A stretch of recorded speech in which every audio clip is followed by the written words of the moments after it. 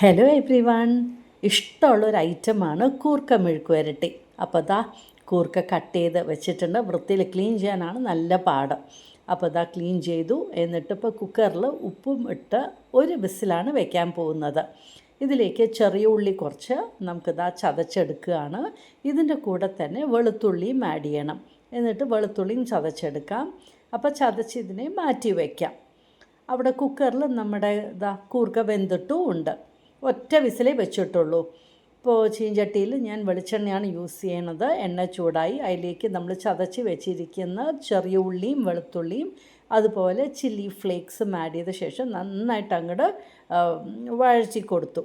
ഇപ്പോൾ വേവിച്ച് വെച്ചിരിക്കുന്ന കൂർക്കയും ആഡ് ചെയ്തു. പാകത്തിന് ഉപ്പുണ്ടോ എന്ന് നോക്കണം. എന്നിട്ട് വീണ്ടും നന്നായിട്ട് അങ്ങോട്ട് ഇളക്കി കൊടുത്ത് ഈ എണ്ണയിൽ തന്നെ നമുക്ക് അങ്ങോട്ട് വഴറ്റി എടുക്കാം. അങ്ങനെ ടേസ്റ്റി ആയിട്ടുള്ളൊരു കൂർക്ക മെഴുക്ക് വരട്ടി റെഡി ആയിട്ടുണ്ട്.